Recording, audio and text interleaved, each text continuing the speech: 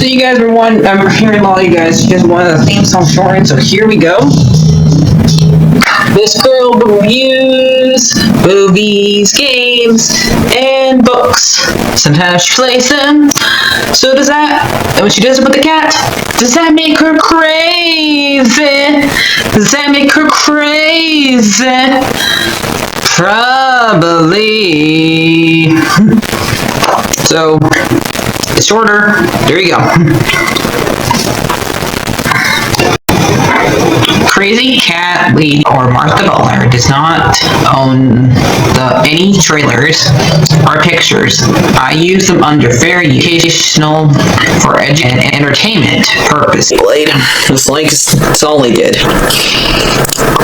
Well, those years ago. See? No, I don't want to do any more of it. Well, it's not perfect. I won't have the Moonstones to show you everything on my PlayStation, but yet one of the things I can get in your Moonstones today for this week is Castle Walls from Acroball. Let me show you guys that. Yep. The other thing you can get is this, and this. Let me see what else I can get on my Switch. So there we go. Oh yeah, here's what's on sale. If you don't have these two things, they're on sale. Which I have both of these things. Let me show you the crocodile. There you go. Ain't he cute?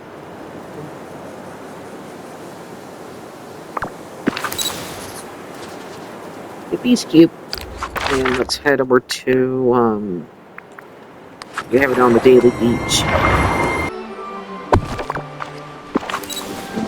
Here it is right here. Looks pretty good. It's from Jungle Cruise.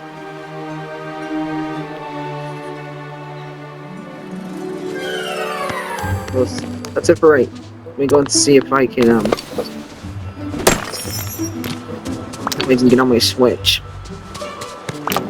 So you guys, hopefully I can get the other things I could not afford on here.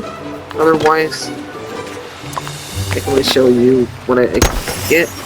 Because right now, I can't get what those stones on there.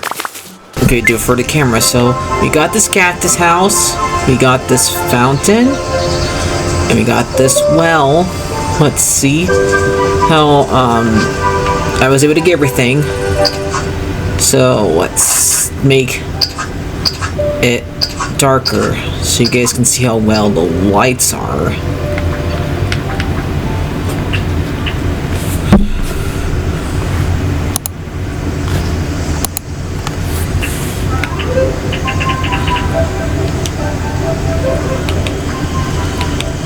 The lights are pretty good on this. Yeah, it's only 3,000, so yeah, I did pretty good on my pictures. Let me show you guys. On my Switch, it's rare that I really get up to this. I get to 4,000. But let me show you. See, I got myself up to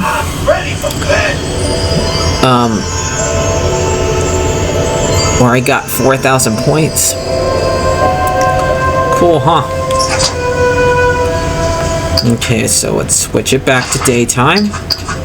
Yep, only thing I can't get is I can't get all 4 of them. So, yep, if you guys enjoyed that, we switch it back to where it was. Then we'll talk about. There we go, I got it right this time. So, alright, start recording that. So let's start talking about Daredevil, Born Again, episode 4. I think this one is almost as, since this one had a very good scene in it, where I think I'm gonna have to just get this one. It's probably like around a 9 out of 10. Yeah, because technically really 2 good scenes. Well, 3, because how good Charlie Cox is in this episode. Again, we did not see him. We saw his suits at the very end, and him getting ready to suit up at the very end. So it's coming. So we'll have him back in his suit. And I'm guessing next week, since next week we're gonna have 2 episodes instead of 1. So after the White Tiger gets shot, we have Matt is there to look at the body and identify that that's his partner, and his niece, who is the next White Tiger, because I don't know, I didn't really see any other kid there besides her in the courtroom. So this is the one who takes over for him in the comics, the one we saw in Ultimate Spider-Man. That one is I would say, like, she looks at least about 12 or 13, maybe 14 age. And she says, I want to see my uncle. It says, Matt says, no, you want to remember your uncle the way he was. And so she says, I hate this city. And she starts crying, and Matt hugs her. How are we supposed to trust the city when we can't even trust the cops? Because she figures out one of the cops did this to her uncle and killed him. Matt gets another client, a guy who steals a bag of potato chips and gets he was gonna get like 35 days because it's not his first crime, because the more crimes you do, the more time you spend in jail. And he goes in there, and the guy says, oh my god, I get the blind guy. And he says, okay, I want probation. And so he goes and asks for probation, and the only thing he can get down to is 10 days. And the guy is not happy because last time he was in jail, he missed the date to renew for his food stamps, and you only renew it so many times pretty much. And so yeah, and that's why he doesn't only wants probation, so he's able to be out of jail and actually able to do his appointments. So since he's homeless, and the fact is, the cops ate the chips right in front of him. and the guy says they should arrest themselves. And as he was leaving, Matt bumps into the guy that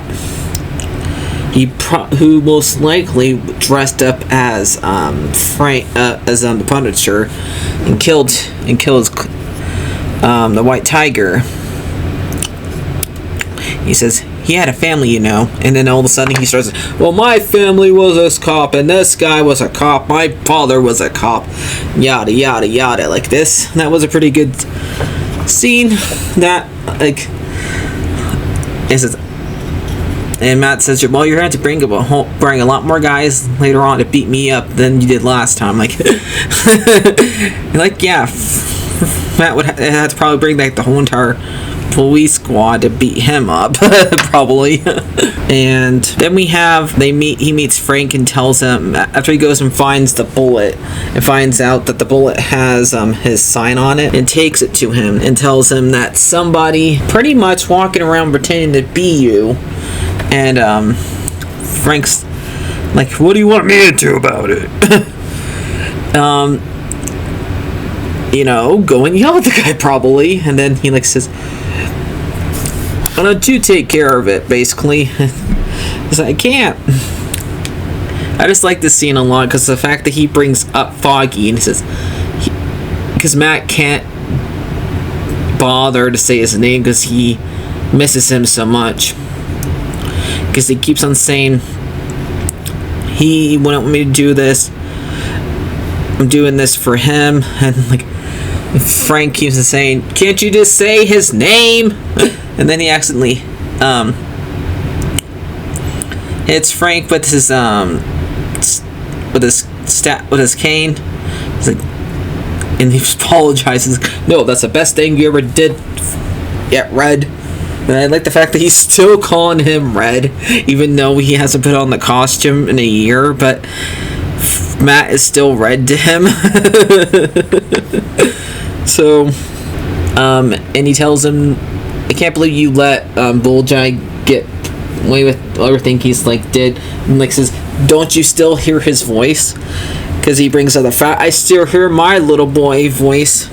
Yeah, that's so. Yeah, the fact is that he says, "Did Frank?" And he says, "Well, Bullseye got life. What did Foggy get life?" Like, this was a really good scene. I liked it. And then he talks to his girlfriend Kristen, and he says, "How much do you feel like to her like you're throwing a rock up a hill and somebody's holding the rock in front of you because you can't move it?" Yep, everybody feels like Sisyphus eventually in their life, huh? So, and then he goes up to the roof, and we see a lot of his Max, and he starts practicing like he's gonna go and do something. So, yep, he broke it. He finally hit the point where he has to go and get himself unrested and go and take care of himself. Nice job, Frank. You talk him into it. And now let's talk about what happened with Wilson in this episode, Fisk. So him and Vanessa are still having counseling, and they're wondering. They mention that nobody knows what happens to the guy that slept with Vanessa, Adam is. And also, one of his people who works for him lets one of the things that he's wanting to do, slips, and it gets wrote into the newspaper. And so the guy says, "Go ahead and fire me.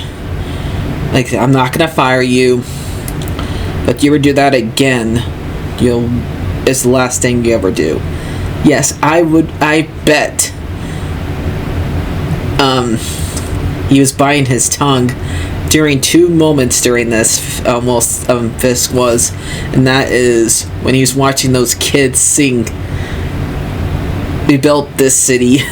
Like, why am I sitting here watching these kids? They built this city. This is what being a mayor means.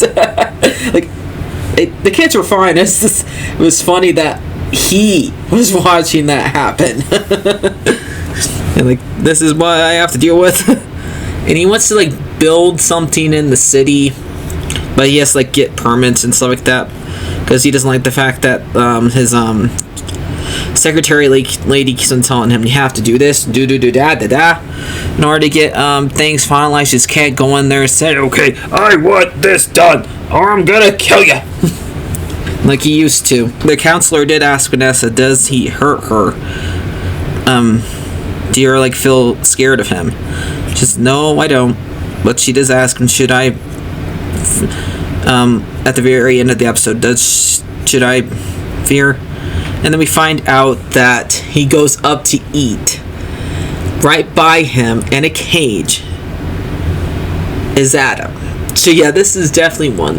So far, I would say this is like one of the best episodes so far of this season. So I'm probably gonna give this one like a 9 out of 10. It was perfect. It was good. The only thing was missing that the fact that he did not put on the costume. Put on the costume next time, Matt. So if you guys enjoy this, like, favorite, and subscribe. And yep, I'm giving it a 9. So thanks for giving me up to 900 subscribers. Movie. I'm probably gonna do review of the Smurfs. It's my terrible movie. So yeah, wish me luck. Okay, the reason why I didn't mention him last time as part of this because I forgot to mention him because he's barely in this episode, and that is the guy who I guess is some type of serial killer that has like blood on his mask. Then he like captures his people and he like drains blood. Like, what is he, like a vampire? I don't know. I don't know who this character is. It's only in 2 scenes of the episode, so that's probably why I didn't bring him up, because I don't know what this character's name is. But he did kind of freak me out, because we did see him like drain body from there, and like old bodies we see around in that little because it's inside of where the trains are in New York. So yeah, he's hiding it to make sure nobody finds it. But yep, I didn't really want to bring that up because that part looks more like a horror movie. So we'll see if Matt or Punisher stops him next episode. We'll see what happens next. So just wanted to add that. So if you're wondering why they had this picture, if you want to tell me what his name is, go ahead. So like, favorite, and subscribe, guys, and bye bye.